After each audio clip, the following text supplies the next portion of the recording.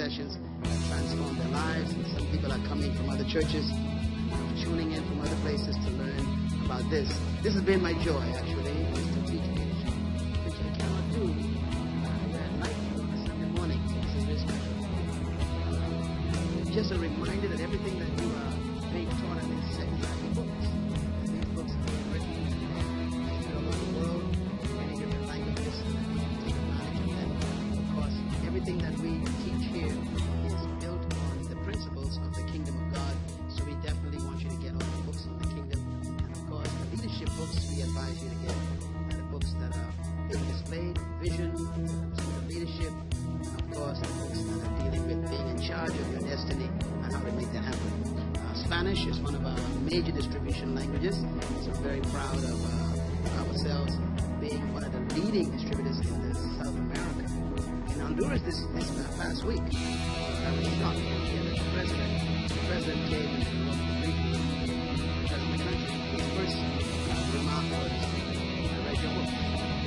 And that was interesting that the president of Honduras read my books. The book he says he loved the best is the one called The Power of Vision. Very pleased to hear that those leaders in those countries are reading those books. So make sure that you also take advantage of them, and also encourage you to be a part of our seminars coming up so you can grow in faith. I want to speak to you tonight about, this is part 2 of what we started last time I was with you. And you can write this topic down, please. This is the simple approach to leadership development. I'm going to deal with the 10 principles and marks of the future leader.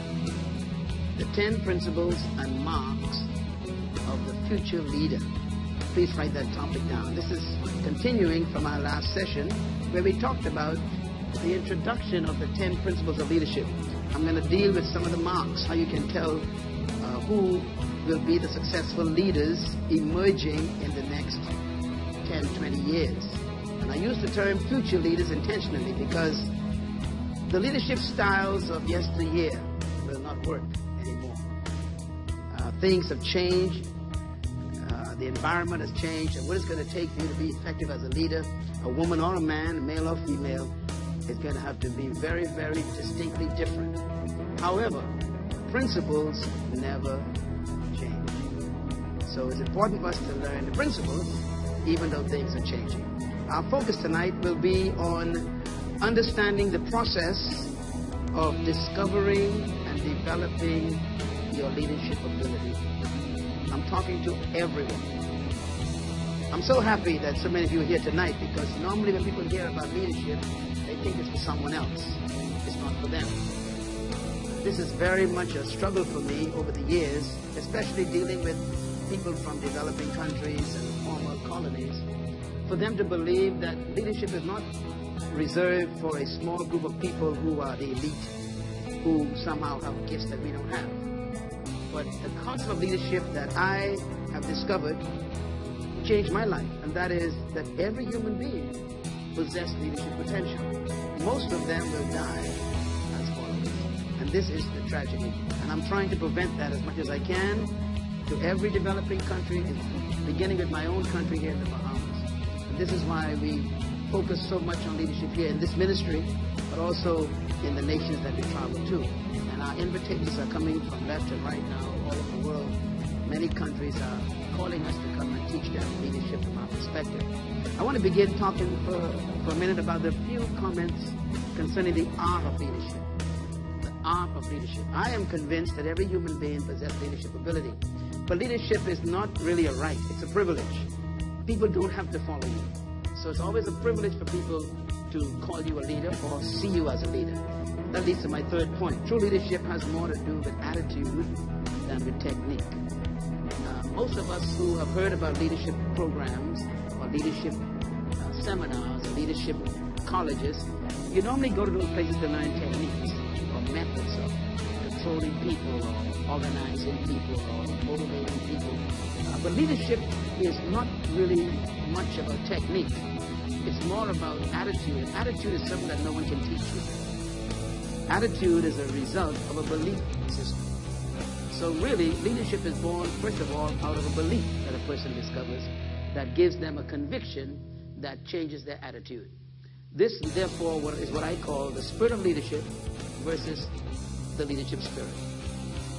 Now, in my book on the spirit of leadership, which I hope that you will read, in that book I did research for about 12 years of struggle as to why don't people change after many years of teaching them. And the answer is in that book. It took me a while to figure it out. You can actually be with someone for a long time and keep communicating to them information and they still don't change. And I discovered that the reason why people don't change is because their attitude is their problem. But attitude is a result of your thoughts, your beliefs about yourself. And belief comes from ideas. And ideas have a source. They got to come from somewhere. And so leadership is really birthed when a person gets the right ideas about themselves and they believe those ideas. And they become a conviction. That conviction is what makes the person blossom into a leader. So I call it the spirit of leadership and the leadership spirit. The spirit of leadership and the leadership spirit are different to me. The leadership spirit is what you are born with. Every human was born with it. But the spirit of leadership is different. That is something that you have to learn. And that comes from a belief system. That's why I'm teaching in this series on these particular attitudes. Let's talk a little bit about a few comments about what is true leadership. Write this down, please. Leadership comes down to two specific things. One, who you are.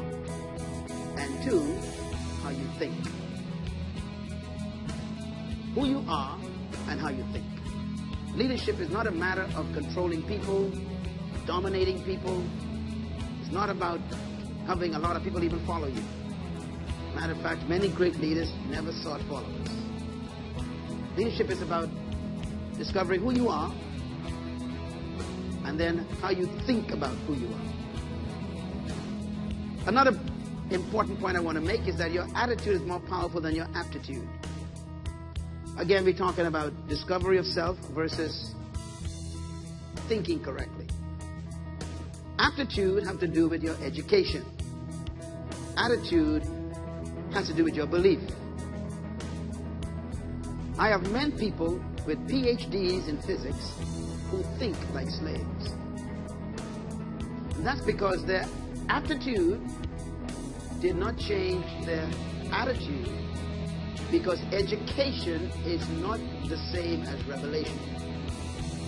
You can be very well educated and very timid, afraid of people. Sometimes we call these people nerds. You know, people who have great aptitude, sharp cognitive ability, but they cannot have a good conversation with people, cannot transfer their ideas to someone. They have no sense of conviction and no passion. Your mother and father, like mine did, told me that if I got a good education, I'd be successful. I've come to believe that that's not true. A good education may give you opportunity, but it doesn't give you influence. And you cannot lead until you can influence people. And influence comes from people respecting a gift that you have. So many of you in this auditorium tonight, maybe watching this program, you've got great degrees from colleges. And yet you still work for someone. It's amazing that most of the people who build businesses or who own corporations, most of them dropped out of school. And that's the mystery. People who didn't finish their college degree end up with an idea that becomes $1 billion idea. And the guy who got a PhD in accounting, you see, have to count their money for it. Because leadership is really not about aptitude. It's about something else. That leads to my third point. Very important. Make a note of this. Leadership consists of two principles. One, manifestation, and two, movement. Both start with M. Write them down. Leadership has to do with manifestation and movement. Everybody say manifestation. Say movement. Now, leaders have to deal with both. What do I mean by manifestation and movement? First of all, let's talk about manifestation. Manifestation has to do with self-discovery. Leadership begins with you being introduced to yourself. Most of us never met ourselves. As a matter of fact, we are afraid of ourselves. Because the real self is the one that they have taught you to suppress. Your real self is the little child inside of you who believe in the dream that you've been carrying, that you're afraid to talk about. And that's what the culture does. It buries that little child. When you was a baby or maybe a young kid, people ask you, what do you want to be? And you might say things like, I want to be the president of my country. And they would say, be realistic. What they did was they destroyed what was natural for you in your conviction. That child believed that that was possible. The adult destroyed it. So what happens is, by the time you're grown up, you're so afraid to share your dreams with people that they make you exactly what they want you to be, which is an employee working for a salary. In other words, they make you just like them. What leadership has to do with is when you meet that little child again. This is what I am in the business of. I'm in the business of introducing you to yourself.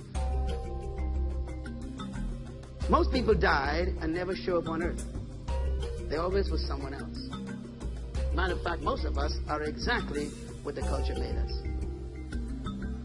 So we still don't know people. This is why leadership has to do with what? Self-manifestation. A leader is born when you discover who you are and decide to become it. That's what I call self-manifestation. It is from that you see a vision for your life. It's when you connect with your dream again. It's when you connect with your passions, your secret visions that you don't tell anybody about because they're too big. That's the real you. That leads to point number 2, and that is movement. Leadership is about movement. Movement is moving from the present to the future. All leaders are moving. Leadership is about movement. It is about going from where you are to a place you've never been except in your mind. So you cannot be a leader and maintain things. Management is about maintenance. Leadership is about movement. So leaders are always creating, developing, innovating. They are always involved in disturbing traditions because they are constantly moving. If there were no leaders in the world would be dead right now. Leaders are those people who disturb comfort. They shake up the familiar. They challenge the barriers that you set. You know, the fastest man in the world right now is a man named Bolt, correct? And no one believed that the record that he ran could have been broken. Always remember, every record was designed to be broken. So you should never accept a limitation. He became the leader in the fast track race because he broke tradition. Tradition is a record someone set. It's a standard someone established. And leaders are always moving. And when they meet a barrier, they push it until it breaks. And they create a new barrier.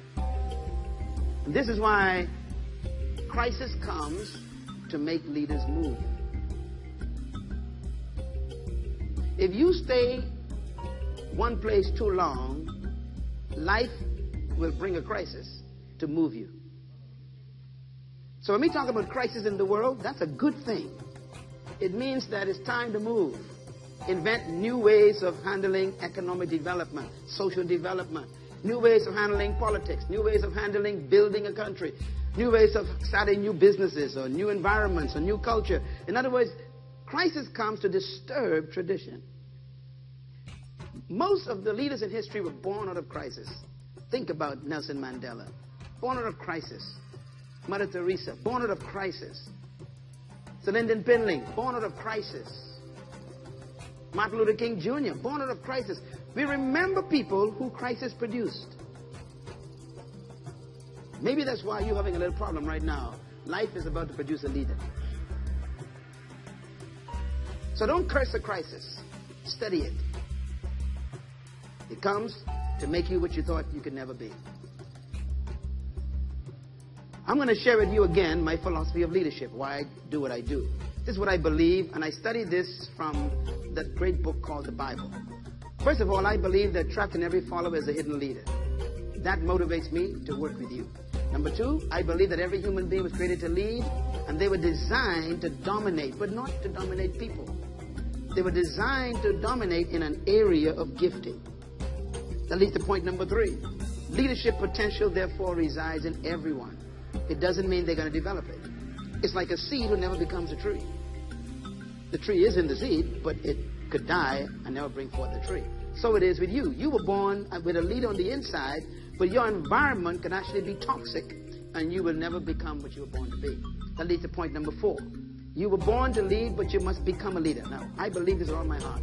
What I mean by that is, let's go back to the seed again. Does a seed have a tree in it? What's the answer? Yes, it does.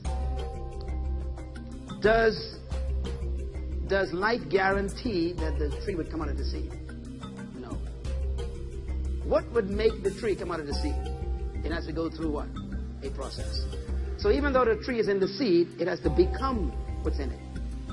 It's true about you too. You have a great person on the inside, and they already exist. But you have to go through a process to become that great person. And this is why no leader is made in a day. They are products of time and test and challenges and frustration and experiences and failure and getting back up. That's what makes a great person. So if you are going through a lot of tests and difficulties, don't quit. That's the struggle that makes you great. You know, great leaders don't talk much about their struggle while they're in it. They tell you after they're out of it. So I don't talk much about what I go through, because I understand it's part of my life. Followers talk about what they're going through all the time. Oh, it's so tough. I don't know if I'm going to make it. I can't find food. I'm going to die. And that's a follower. A leader just goes through it, understand it, learn from it, grow through it. And when they're finished, they tell you their story. It's a process. At least the point number 5. Write it down. True leadership is self-manifestation. A tree was always in the seed. Am I correct? So when the tree becomes reality, the seed didn't go anywhere to get it. It just simply manifested what was always there. So you don't go to become a leader. You grow to become a leader. You don't go looking for leadership. You manifest it. This, therefore, life is more really about you becoming yourself than becoming someone else. You know, they say that a person who is well-balanced have 3 things. Write them down. 1, self-concept. 2, self-worth. And 3, self-esteem. Now, what's the first word in each one of those? Self. Most people have never experienced those things. They experience other concept, other worth, other esteem. In other words, they become what other people expect them to be. They get value from other people. They get worth from other people. That means that they will never become themselves. They depend on other people to make them feel important. They depend on other people to give them high esteem. And they depend on other people to make them accept who they are. That means you are never yourself. You are other people. So the key to life is really discovering yourself. That leads to point number 6. The purpose for leadership, therefore, is not to control people, but to produce other leaders. True leaders produce leaders. This is my conviction. So great leaders always make themselves unnecessary. The reason why you may not see me a lot is because I did a good job. Some of you don't know what I'm doing. But my absence is proof of my leadership. If what you are doing cannot function without your presence, you are not a leader. So the goal of leadership is what? To produce leaders. If you don't produce leaders, you can never grow to the next place. And this is the problem. A lot of people hold on to positions and they can't go to the next one. In my book, Passing It On, which I hope you will read, I talk about the fact that the first act of a true leader is to identify their replacement and start training them right away. That's the first act of a true leader. They look around to find their replacement, maybe 2 or 3 of them, and they start mentoring them right away. Because the goal of leadership is to move on. and you leave someone in your place to protect what you built, to preserve what you worked for. Because if what you built die when you die, you are a failure. So leadership has to do with producing leaders, not maintaining followers. The philosophy that I talk about really can be summarized this way. Write this down. True leadership is not about finding something to live for. It's finding something to die for. In other words, leadership is finding a human cause that is worth sacrificing yourself for. And I talked about this in the last session because true leaders discover the problem that they were born to solve and they pursue it with all their heart. Write this down. I was born to solve a problem. Just write that down. I want you to say it with me. I was born to solve a problem. Say it. Okay, this is important, you know, because this is where you get your self-discovery from. You see, God created nothing that doesn't serve a purpose. Everything that exists in nature, created by God, was created to serve a purpose. Even what you may consider inanimate objects, they serve a purpose. For example, the mountains may not have life as you know it, but they have life as I know it, because the mountains serve a purpose. Mountains create valleys. Valleys is what makes the rain come down to create a river. The river is what brings water to your village. So the mountains are therefore a reason. Even though they don't breathe life as you know it, the design of the Creator makes them functional. In other words, everything in creation was created to solve a problem. Now, the Bible says, you are much more than these. So I assume then that there must be a bigger problem you were born to solve other than just making a river. So no one came to earth without an assignment that they're supposed to fulfill. I call it a problem or challenge. In other words, you came to earth because there's something that God needed done that made you necessary. So you don't exist just to breathe oxygen and eat food and then die or pay bills. You came to earth because there's something that you were born to solve, and that assignment is your area of leadership. That leads to my next point. True leadership is the personal commitment to sacrifice for that cause. And whatever you were born to do is for public benefit, not for personal benefit. I give this example all the time. A tree never eats its own fruit. Am I right? I mean, this tree worked so hard, came out of the seed, grew for 20 years, pushed out the soil, working with the wind, bowing and bending in this hurricane, and this tree don't eat a single fruit from itself. Why? Because everything that was created was born to serve something else. That includes you. And that's why Jesus Christ, his philosophy of leadership is very simple. He says the greatest among you. Let me put it another way. If you want to be great among everybody, he says, you serve them what you have. So the more you serve, the greater you become. So greatness has to do with serving your fruit to the market. That's what leadership is about. Leadership is about service. Now, let me give you 6 attributes of becoming a leader. Number 1, a belief in oneself. Say it with me. A belief in oneself. Write this down. This sounds very simple, but it's very tough. All great, true leaders have an affair with themselves. They love themselves. They believe in themselves. They believe that they can do what they are thinking. This makes them very dangerous. Because a person who has self-belief doesn't need your encouragement. It delivers them from the people they are helping. There's a scripture in the Bible. I didn't teach on this for a while. Maybe 20 years ago, I think I taught about this. But the scripture in the Bible, when I was a teenager, it really changed my life. I mean, it's amazing. It was a parable that Jesus told about, different groups of people and how they respond to life. And he said, one group is like rock. You can't help them. Whatever you put on them rolls off. Then there's another group who got very thin soil. They get excited about everything and do nothing. Then you get a third group who got a little bit of soil and they get excited about what they receive, but when the pressures of life come and other people's opinions and criticism comes, they are choked up and they forget what you taught them. And then he says there's the last group who are deep soil. They take it in, they grow, and they bear fruit. He says The reason why the others didn't make it, he explained it. He says, because, now here's a statement, changed my life. They did not have root in themselves. I couldn't believe he said that. I'm going to quote it again. He says, the reason why they failed, they didn't have root in themselves. See, I figured it out when I was a kid. That if you put your root in everybody else, then you depend on them to live.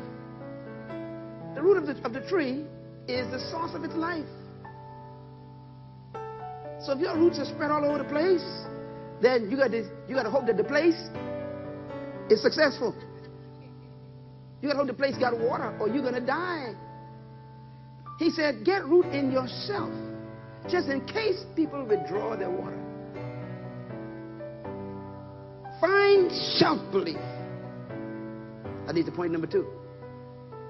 The second powerful attribute of a leader is a passion for the job. When I use the word job, I mean your work. Leaders have a passion for what they're doing.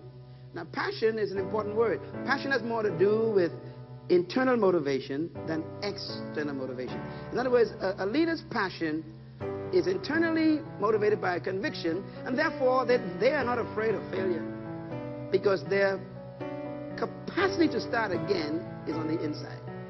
Let me put it another way. Leaders are leaders because they are not afraid to fail. They're not afraid to fail because their belief is not in other people. It's in themselves. Write this down. Leaders are their own raw material. They believe that they have what it takes to do what they're dreaming. They believe it. And even though they may fail and falter and people may leave them and things may fall apart, they always get back up because somehow they believe this thing exists on the inside. I had a brief moment to meet Donald Trump one time. This guy is a billionaire, you know. And we went to eat at a golf club, Muck. And he was in this golf club. He owned it. And one of the gentlemen who was with me said, would you like to meet him? I said, of course I'd like to meet Donald Trump. So he took me over to the table, introduced me. And I learned a lesson, you know, years ago. Whenever you are in the presence of somebody who's successful, don't talk about yourself. Ask questions. Remember that. So when you're with someone who's smarter than you, who's more successful than you, keep your mouth shut. Don't tell them who you are and where you've been and all the things you did. Remember, you broke. So you want to find out what made this person successful. So I asked Mr. Trump one question. I said, sir, can I ask you a question? He said, sure. I said, what made you so successful in real estate? He said, failure. Failure. He said, you have to become bankrupt before you become successful. I was so glad for that answer, because I was bankrupt at the moment. In other words, what he was saying is, if you're going to become great in your area of gifting, you have to lose everything at one point first. Sometimes you think, this dream God gave me didn't work out, and why is it so much tough, life, and why, if God is with me, why am I losing everything? God is saying, look, I'm qualifying you for greatness. He said, people don't know his story. He went bankrupt twice. Then things turned around. Passion for the job. The third thing a leader must have is a love for people. If you don't like people, don't lead them. I've met some people who don't like people, and they are very famous people. And some of them are leaders in the ministry. They don't like people. I've been behind the curtain with big auditoriums and listened to them talk to me, and I'm in shock sometimes. And these are powerful ministers of God who got big ministries. They don't like people. That's why they hide, they slip away, they run. They got guards around them. Why? They don't really like people. And people pick that up. You ain't stupid, right? Yeah. You have to learn to love people. And the way you learn to love people is two ways. One, discover who you are. And two, who they are. This is really true what I'm saying. When I discovered that you were the image of God, and I was the image of God, I fell in love with you. It was the discovery of that reality, that you are the image of God, and I am the image of God. We're the same image. So I can't love me and hate you, because you and I are me. Are you with me? And I can't hate you if you are God. This is God's image. So I can't say I love God and hate you. So when I discovered that as a teenager, I fell in love with humanity. Today, I love people. And this is why I can serve them. And let me tell you something about leadership. You got to love people, because sometimes they are not lovable. So you got to what? Love them. Most of the time, the people you are leading are not lovable. But you got to love them. Jesus said, love one another as I have loved you. How did he love us?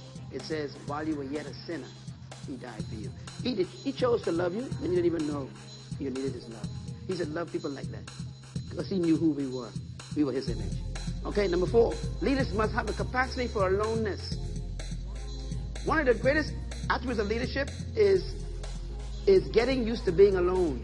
Now, notice I didn't say lonely, okay? Loneliness is a sickness. It's a disease. Loneliness is a sign that you don't love yourself. A person who loves themselves love to be by themselves because they love the company. You get it after I'm gone. In other words, me and myself have a great time together. We could spend the whole day together talking to each other. Why? I love me so much. And if you don't love me, it doesn't matter. I love me, me love me. So we have a good time together. And that's what leaders must do. They must learn to love themselves so they can be alone. Alone also means that you may be the only person who believes what you believe. It's lonely to be a leader in the sense that you have to be alone all the time in your belief system. Write this down. Every vision only has one believer first. Every true vision only has one believer first. When you see the vision that God gave birth to do, not even your spouse believes it. It's like Abraham going home and telling his wife, we're going to have a baby. I just spoke with God in the mountain. He told me we're going to have a baby. He's 75, and his wife, hitting hard at 75. And he telling her we're going to have a baby. No Viagra, no nothing. We're going to have a baby. And what does the Bible say? Sarah laughed. In other words, she didn't believe his vision. True leaders don't look for company all the time, because sometimes there isn't any company to be with. No one believes you. Leaders live a very alone life. This is why the eagles are such an important bird. Eagles never flock. That's why they're the king of birds. When you see an eagle flying, it's always one at a time by themselves. Pigeons flock. Ducks flock. Quack, quack, quack, quack, flock. Eagles never flock. They're always alone. They're the king of birds. Leadership has to be used to being alone. And this is why a politician, for example, who wants to change his country and has a vision for the nation, must understand that the people of his own circle will misunderstand him and not be with him. And accept that as proof that you are a leader. Your job is to sell that vision to them. Not to forget the vision or give it up. It's to sell it. If you believe it, you have a conviction about it, first you will be alone. And then you have to sell it. All right? Number 5, leaders have a satisfaction for the success of others. Now, this also is tied to the one before that. Leaders are not jealous of other people's success. True leaders are so self-confident in their own security that they can enjoy other people's success. There are some people who don't want you to succeed. They will trap, they will block, they will try to stop, they will hinder, they will talk, gossip, attack. They hate your success. But a true leader rejoices when you succeed. As a matter of fact, a leader gets joy when he creates somebody better than himself.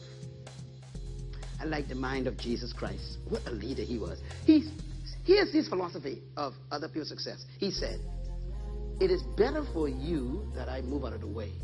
Because if I don't move out of the way, you won't do greater works. Listen to the thinking. He says, look, I am stopping your greatness.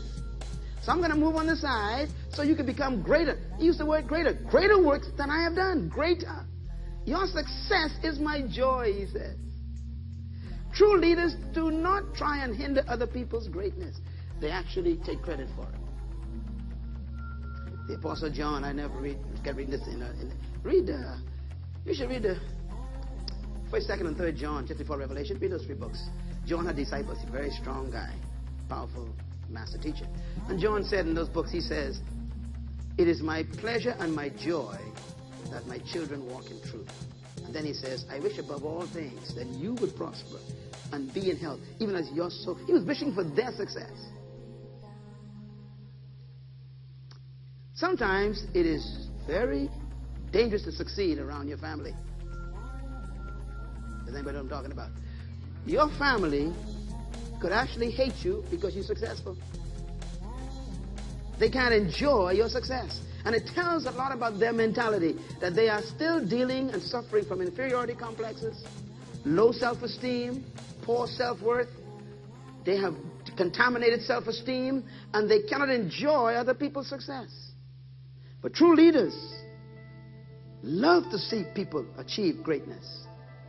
And what they do is they take credit for it too. They say, "See that? I helped her become that." You don't get jealous, you rejoice. Number 6 rather. An attribute of a leader has a commitment to the betterment of humanity.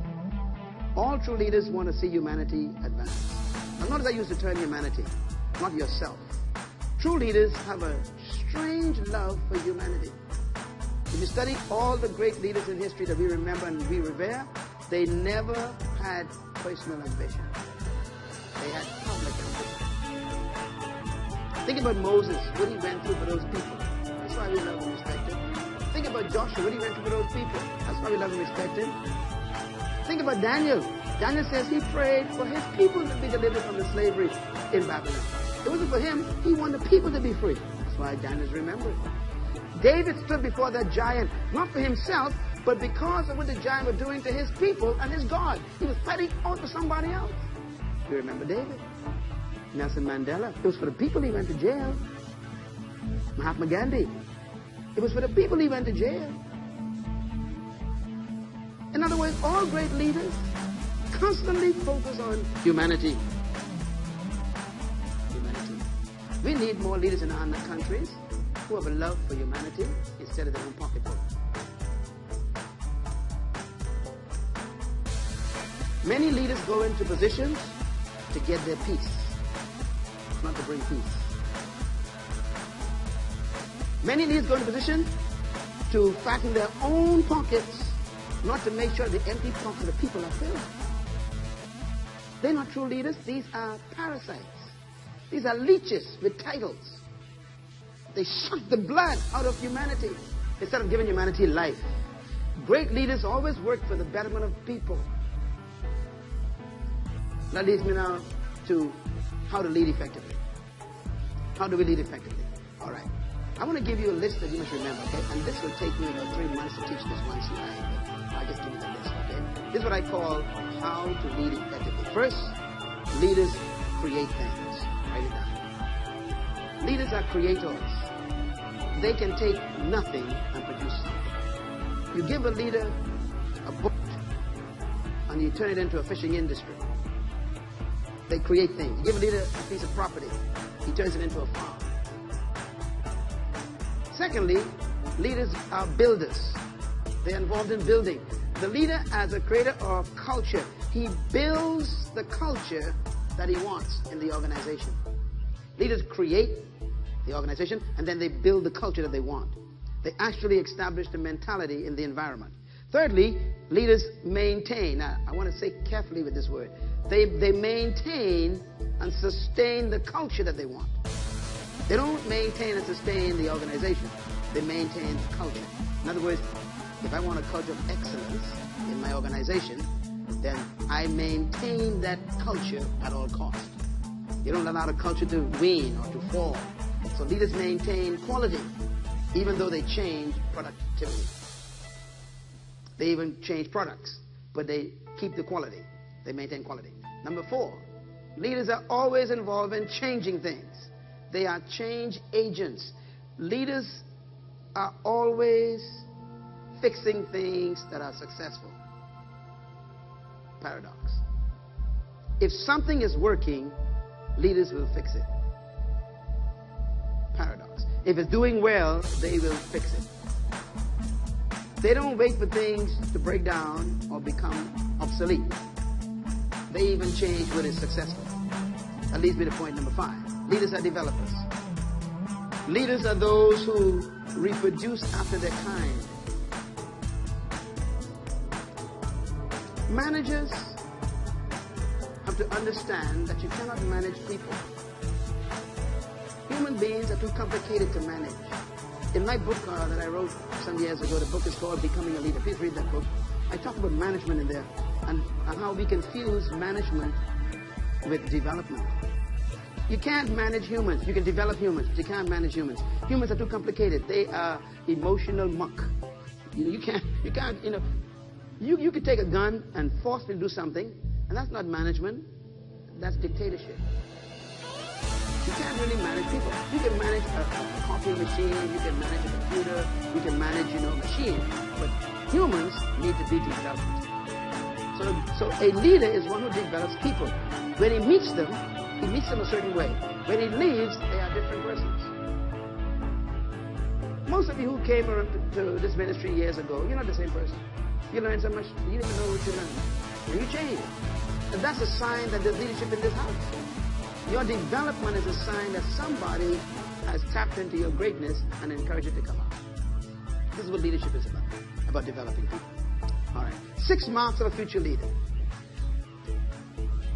Well, I'm giving you some heavy stuff tonight. The future leader that's going to make it in this generation will not be the one that brought us here to this point in life. So what are the marks of a future leader? Number 1, they will have an extraordinary level of perception and insight. Now, this is a big sentence, but what it means is the leader of the future will not be living by rote knowledge. This is what I learned, this is the way I learned it, this is the way it's supposed to be. No, that won't work anymore. They got to be very pliable. They got to be very insightful. They got to understand human nature, human conditioning, understand the environment. They got to be very perceptive to make things happen. Secondly, the leader of the future will have an extraordinary level of motivation to handle change. They don't panic when things don't go their way. They got to be able to handle massive change and still remain in control of themselves. You will not survive as a leader or an emerging leader if you can't handle massive change. In other words, don't expect anything to remain the same. Leaders are always aware that everything is in transition. That includes your paycheck and your job. That includes your marriage and your kids. Everything is in transition. So leaders do not try and keep things the way they are. Thirdly, leadership of the future must have an emotional strength because they must manage what I call anxiety of change, and they must learn new skills. Some of you in this room and those of you watching would agree that what you learn in school ain't helping you no more. Why? Because the skills they taught you are useless now. There's a whole new culture. So a leader doesn't panic when that happens. A leader manages anxiety. Instead of becoming afraid, I don't want to learn this new, this new machine. I don't want to learn this new function. I don't want to learn this new skill. They are always open to learn. In other words, leaders never graduate from the school of life. If you're going to be a successful leader in this next 10, 20 years, you're going to have to be one who can handle anxiety well, because any day they can walk in and tell you, we're going to change the department. We're going to bring in a new system. Yeah, but I don't know. I'm too old to go back to school. Well, listen, then pick up your bag and, take your rocking chair with you. Because if you are a leader, that's what you got to expect. Number 4, the marks of a leader for the future. They will have to learn new skills to analyze cultural assumptions and evolving processes. Now, what I mean by that is you got to learn how to live with changing cultures. You got to work with people who don't believe what you believe. Work with people who don't dress like the way you dress. And yet you got to lead them without imposing yourself. You must be able to be skilled in analyzing cultural uniqueness. And then this one is very important, number 5 rather. You must be willing and have the ability to involve other people. The days of you doing everything by yourself and you're the one getting all the glory is over. Ease up, let go, delegate, and share the glory. The days of you being the manager of the warehouse is over. The days of you being the CEO in charge of the whole company is over. These are the days where you got to learn what I call lateral leadership, not vertical leadership. That means you want to build an organization of leaders, not an organization with a leader. In other words, you don't want to come from the top down. You want to go from the middle out. You want to build leaders on your level to say, okay, all of us can do these jobs. I'm training everybody. Why? Because I am temporary. So leaders must be willing to involve other people in their work and in their vision. Number 6, leaders must be willing, have the willingness and the ability to share power and to share control according to knowledge and skills. I learned this one from Moses, you know. I am so glad that you can't do everything.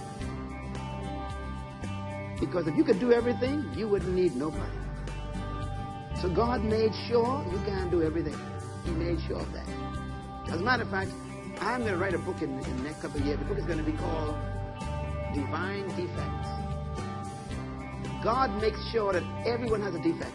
He makes sure of it. Because your defect is someone else's job. Comprende? See? You remember Moses? God was talking to Moses. And Moses said, God, I can't talk well. Probably my speech.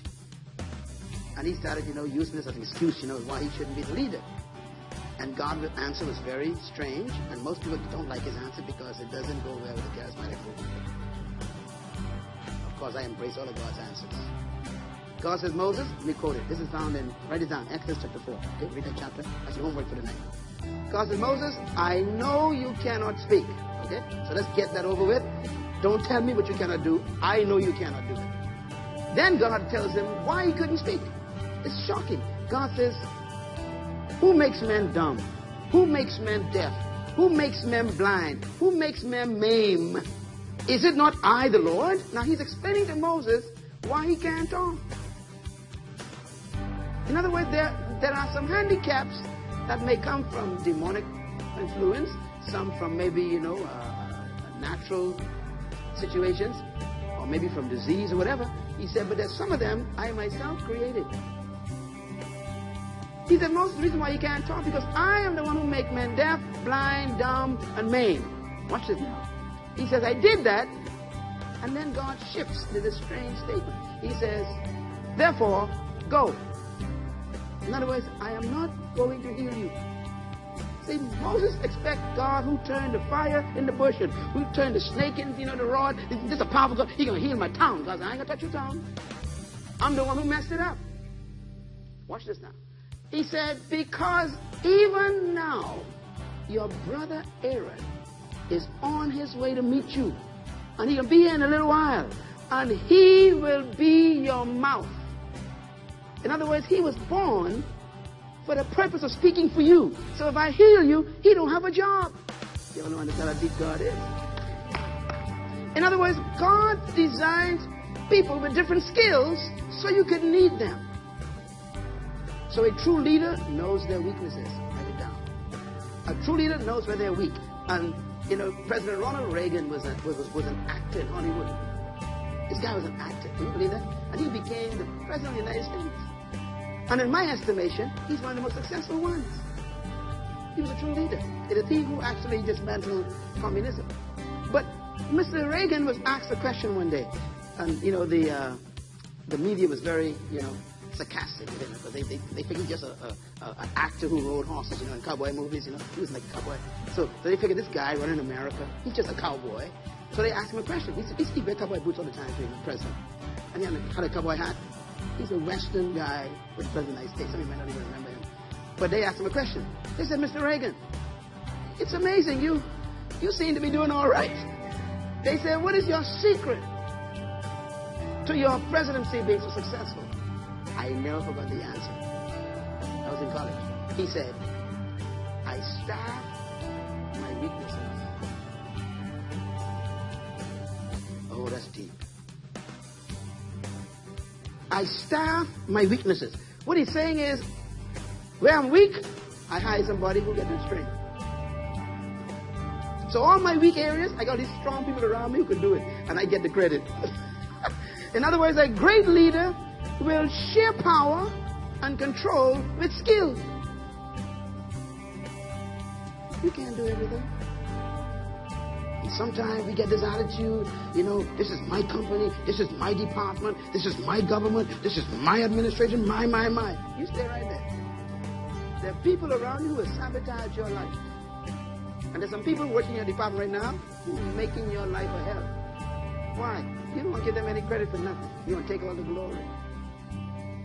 Great leaders share power and they distribute control because they share based on knowledge and skill.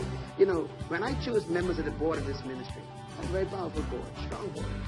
All my choices are very strategic. Everybody on the board got a strength. And those strengths are important. And whenever I see a weakness, I bring somebody on the board to take care of that. Because you got to have a strong body if you're going to move history.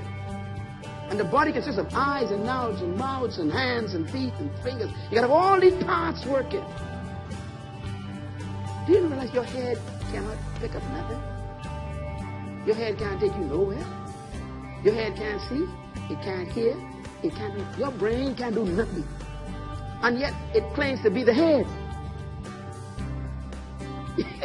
Your brain uses the eye to look at the door. Your brain thinks, go outside, go outside, go outside. And the foot says, I ain't going nowhere. See, so the brain got to depend on the skill of the feet. So the head appreciates the skills of the whole body. So it distributes power. All right, let me close with this and then we can pick up here next time. Don't forget next session, all right? 5 characteristics of the future leader. 5 of them. And I want you to learn them because you're going to become great one day. And these will help you to become great. The first one, the future leader is one who can lead and follow.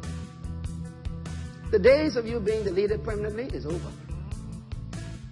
A leader that is wise is one who shifts position without changing disposition. Can I say it again? A great leader is one who can shift positions without changing disposition. In other words, I am always the leader, but I'm not always the one leading. There are times when I need to follow. Why? Because what I need, I don't have. So I got to submit to someone who has it. So a leader has the ability to lead and follow. And you need to know when to do it. You need to know when, hey, this is the point where I need to listen. It's the point where I need to let this other person take over. Because this is their strength. So you can't walk around these days anymore saying that I'm in charge and what I say goes. Yeah, you go by yourself, all right. You wander off into nothingness. You must be able to lead and follow. Okay, secondly, the second characteristic of a leader must be central and marginal. This is very important. The leader of the future must be central and what? Marginal. What I mean by that is the great leader of this day will have to be one who is in the middle of everything, but also in touch with the outside of everything. You don't stay in your office, lock the door, and hope everything works out. You better go walk around, touch people, listen to people, get on the ground floor, listen to what's going on in the streets. Why? Because the leader must be in touch with the center and the margin. Jesus Christ to me was the greatest leader of all time. This guy was something else. I still can't get over Jesus. Jesus would actually be in a crusade with adults and then play with kids in the middle of the crusade. He was in touch with these old people and these young people at the same time. And the old people wanted the young people to leave the meeting. He said, no, leave them in the meeting. They are people. He was in the center and the margin. He helped the Roman centurion, and then he helped a woman who was some Syrophoenician woman, and then he helped a Samaritan woman with 500. The guy was in touch with all levels. He was in touch with people. There's some people who wouldn't even want to mix with you. You know, people tell me, my wife all the time, how come y'all don't come with any entourage? Where's your bodyguard? I said, my bodyguard is my wife. And people still amazed. They said, sometimes they would ask my son and daughter, can we shake his hands? And my son and daughter go in the shop. What are you talking about, shake his hands? Why? Are you afraid to shake his hands? Go ahead, shake his hands. Because there's some leaders who say, don't touch me. Some people, you know, you can always tell when someone else was there before I came. They see me on TV. They see other person on TV, and they expect me to be like them. Then when I come, you know, I go sit down on the floor with them, and I eat popcorn. They're like, are you actually sitting here? I say, yeah. I like popcorn. And they're like, but you's Myles Munroe. I said, yes, I'm Myles Munroe. I mean, the Myles Munroe? Yes, I'm Myles Munroe. The one on TV? Yes. You sitting here? Yes. Wow. You're different. No, I'm in touch with the center and the margin. Because people are in the center and the margin. Love the people in the center and the margin. The Bible says, love without partiality. Don't be partial when you're loving people. Remember this. You can't lead people who don't like you.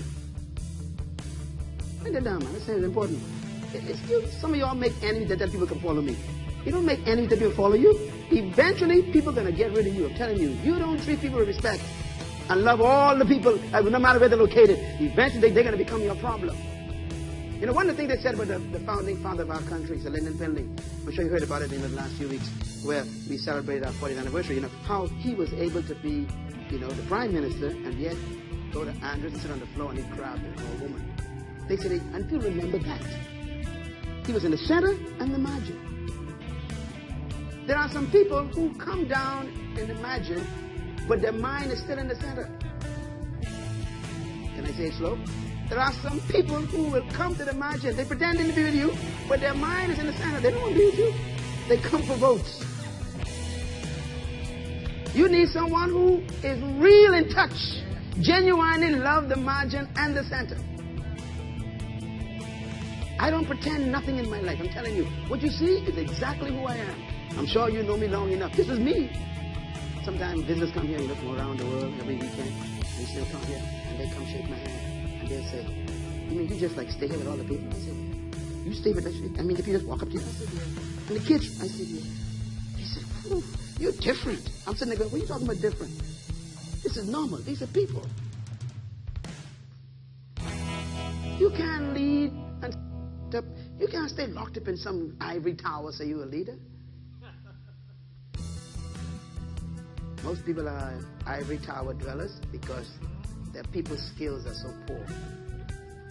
They can't have just a normal conversation with people about their needs. True leaders can live in the center and the margin. And you can't make it if you don't do that. All right? Here's the other one. Leaders must be hierarchical, above and below. In other words, same thing. Deal with the people at the top and also deal with those in the bottom the same way. Some of you may have seen the picture of me and the president of Honduras. I don't know if you saw it on the screen. I just had it there. And here I am with all these presidents, and I'm working with them, and I work with these top leaders. And then in the same meeting, I'll go down and talk to somebody, drink a cup of tea with them, in a restaurant. And they're like, were you just with the president? Yeah. So how come you're sitting here at this table with all these young people? Because they're people. If you can't go below, you don't deserve to be above. The Bible says, Jesus said these words, he says, except you become like a little child, you cannot live in God's kingdom.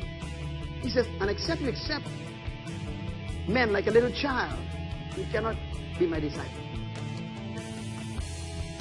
Don't you ever forget where you came from. I sit in these massive meetings, all these thousands of people. I'm the main speaker, and all these muckamucks are there. And I say, I'm from Baintown. And they're like, what is Baintown? I say, it's one of the poorest areas of my island where I was born. I step on the floor, and I tell my story in that Swiss Economic Forum with all these millionaires. I tell them, that's where I came. In other words, I ain't going to never forget where I came from. Y'all ain't going to make me think like y'all. Sometimes we forget. We drive around, close up our window, speak to them people. You stay right there. Stay flat in your tire. Everybody deserves respect. They're all humans. Praise the Lord. All right. Number 4. The future leader must be individualistic and a team player. Both. They have to know when they must make a decision, and they must know when they must share the decision.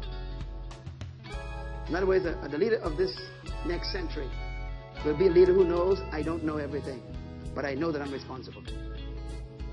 So I will be both collective and individualist.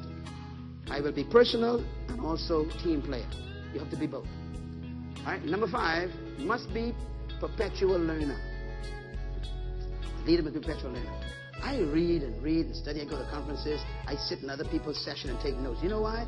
Because you'll be amazed how much things I learn listening to other speakers, and then I bring them home and you think they're mine. Don't you ever stop learning from other people. Some of the ministers of this church who I trained, who came up under this ministry, they sit here and make me take notes. Why?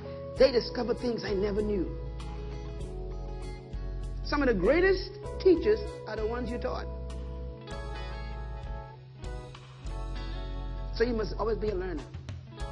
I keep encouraging you to read books. You don't think I want to sell books. I don't sell books. I want you to become a learner. A leader is a reader. Say it.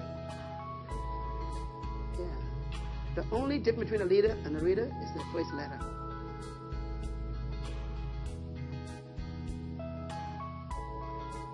Read books. If you want people to think you are smart, here's my secret. Have a good memory. I just give you a secret. I'm going to say it again. If you want people to think you are smart, have a good memory. Read all my books, memorize everything, and then make it yours. Everything I know, I learned from somebody. And then I made it mine. Nothing new under the sun. It's been here before. But you got to go get it. So leaders are always learners. They are constantly learning.